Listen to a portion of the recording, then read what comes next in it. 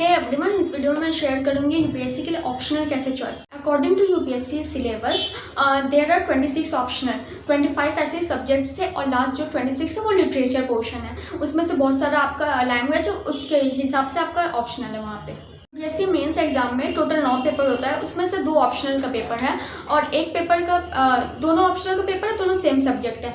और एक पेपर आपका 250 मार्क्स का, तो आपका टोटल ऑप्शनल का हो गया 500 मार्क्स। अगर आप स्कूल में हैं तो आप ये कर सकते हैं कि पहले तो आपको कुछ करना नहीं है, आप एनसीईआरटी पर आपको जो पढ़ाया जाता है वही है कि अगर आप कॉलेज में एडमिशन लेने जा रहे हैं तो पहले आप एनसीईआरटी पढ़ के एडमिशन लें। अगर आप कॉलेज के बेसिस पे अपना कॉलेज के सब्जेक्ट के बेसिस पे अपना ऑप्शनल रखना चाहते हैं, या फिर अगर आप पहले से ही फर्स्ट ईयर सेकेंड ईयर में है तो आप अपना जो ग्रेजुएशन का सब्जेक्ट है उससे भी आप अपना ऑप्शनल कर सकते हैं और देखिए कि ऑप्शनल और आपका कॉलेज का सिलेबस मैच कर रहा है कि नहीं। और कोई ऐसे होंगे कि जिनको मीन्स कॉलेज में कोई भी भारी सिलेबस सब्जेक्ट ले लिए लेकिन वो ऑप्शनल उससे करना नहीं चाहते हैं। कॉलेज में तो वो जैसे तैसे वो सब्जेक्ट को पढ़ लिए, लेकिन वो लोग अब चाहते हैं कि न्यू सब्जेक्ट पढ़ना।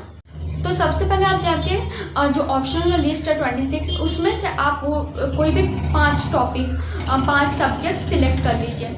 उसके वो 5 सब्जेक्ट सिलेक्ट करने के बाद आप वो सबका सिलेबस देखिए। सिलेबस देखने में आपको कोई चीज़ रिलेटेबल होगा, कोई चीज़ होगा कि आपने नहीं पढ़ा है, तो वो फिर उसमें जो सब्जेक्ट में आपको इंटरेस्ट नहीं आएगा उसमें से 2-3 काट दीजिए और लास्ट में आप 2 सब्जेक्ट रखिए। तो लास्ट का इंपॉर्टेंट 2 सब्जेक्ट बचा, उसका आप जाकर टॉपर स्टॉक देखें यूट्यूब में। देखने के बाद क्या करें कि वो जो सिलेबस है उसमें से जो जैसे आपको थोड़ा तो बेसिक नॉलेज होगा, अगर बेसिक नॉलेज नहीं है वो सब्जेक्ट के बारे में तो आप एनसीईआरटी में जाके देखें। एनसीईआरटी समझ आ गई तो ठीक है, अगर नहीं आया तो आप क्या करें कि थोड़ा नॉलेज होने के बाद आप मीन्स ये 2-3 टॉपिक को सब्जेक्ट से सर्च करिए गूगल में। तो गूगल में सर्च करिए, आप पढ़िए, अगर आपको अच्छा लगा, समझ आया, इंटरेस्ट लगा तो आप वो ऑप्शनल ले सकते हो। जो मोस्ट इम्पोर्टेंट ऑप्शनल है आप उसको सिलेबस भी देखिए और PYQ भी देखिए। उसके बाद आपको नहीं समझ आ रहा है तो फिर आप दूसरा भी ट्राई कर सकते हैं। मैंने अपना ऑप्शनल हिस्ट्री लिया है क्योंकि जब मैं 12 में थी, कोरोना बैच था हम लोग का, तो लॉकडाउन में मैंने बहुत अच्छे से एनसीईआरटी पढ़ा था कि लगा था कि हाँ बोर्ड कैंसिल कभी होता नहीं है, लेकिन लास्ट में कैंसिल हो गया था। तो मैंने एनसीईआरटी पढ़ा बहुत अच्छे से, उसमें से मेरे को ज़्यादा इंटरेस्ट है हिस्ट्री में। तो हिस्ट्री में इंटरेस्ट तो आया, अच्छा लगा। बहुत बार मैंने एनसीईआरटी भी पढ़ा, 5-6 बार 7 बार पढ़ा था एनसीईआरटी। उसके बाद इंटरेस्ट आने के बाद 12 से निकलने के बाद मैंने डिसाइड किया कि हाँ यूपीएससी देना है। तो मैंने सोचा कि कौन सा अच्छा लगा है एनसीईआरटी, तो मेरे को हिस्ट्री अच्छा लगा, तो इसलिए हिस्ट्री ऑनर्स मैंने किया। और तो अभी करंटली मैं 5th सेमेस्टर में हूँ, तो हिस्ट्री ऑनर्स ही किया है मैंने। और मैंने सारा चीज़ का प्रिंट आउट भी कर लिया सिलेबस का, और ये PYQ का भी प्रिंट आउट कर लिया है। हिस्ट्री ऑनर्स लेने का मेन रीज़न मेरा था कि मेनली स्टैटिक है, आपको करंट अफेयर से अपडेट नहीं करना पड़ेगा बार बार। सेकेंड है कि मेरा इंटरेस्ट खुद का है। 12th में मेरा बहुत इंटरेस्ट बिल्डअप हो गया था, लेकिन ये है कि आपको हर चीज़ अगर आपको वो सिलेबस है तो आपको हर चीज़ उसमें से नहीं आएगा। जैसे कि दिल्ली सल्तनत ताकि मेरे को कॉलेज में पता चला है। हिस्ट्री में मेरा स्ट्रॉन्ग पॉइंट है, 12th तक मेरे को मतलब मैप नहीं आता था, तो 12th से निकलने के बाद और कॉलेज में एडमिशन लेने तक आपके पास फ्री टाइम होता है, तो मैंने मैप बनाना सीखा था। वर्ल्ड मैप 5 सेकेंड मतलब जितना भी टाइम आपको लगे, फिर वर्ल्ड मैप हो गया, इंडियन मैप हो गया, सब मैंने सीखा।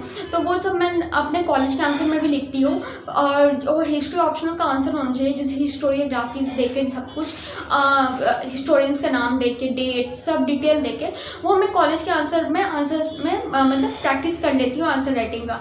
लेकिन कॉलेज में क्या है कि आपको ये ऑनर्स है तो आपको मीन्स पैराग्राफ फॉर्मेट में लिखना पड़ेगा।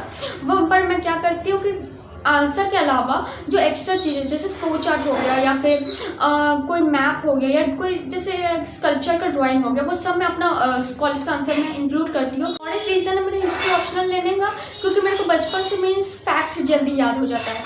तो हिस्ट्री में जैसे डेट हो गया, सारा डेट तो नहीं, इंपॉर्टेंट डेट ही आपको याद करना पड़ेगा। जैसे कि first battle of Panipat Babur और इब्राहिम लोधी के बीच में हुआ था, वो तो आपको याद रहना चाहिए।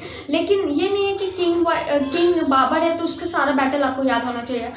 बैटल ऑफ सरायपुल भी बाबर का और सैवानी खान का हुआ था, तो वो आपको याद रखने का उतना भी ज़रूरत नहीं है, लेकिन आपको बैटल ऑफ पानीपत याद रखना चाहिए। आपको मीन्स प्रायोरिटाइज करके सब चीज़ याद करना पड़ता है। और सेकंड रीज़न है कि मतलब मेरे को फैक्ट्स तो हो गया, और उसके अलावा मेरे को ना मीन्स किंग के नेम, जितना भी लंबा चौड़ा किंग का नेम होता है वैसे वो सब याद हो जाता है, हार्ड नेम्स वो हो गया। और फिर डेट वेट वो सब मेरे को बहुत जल्दी याद हो जाता है, इसलिए मैंने हिस्ट्री ऑप्शनल लिया। That's all for this video. If you like my video please like share and subscribe to my channel. Bye.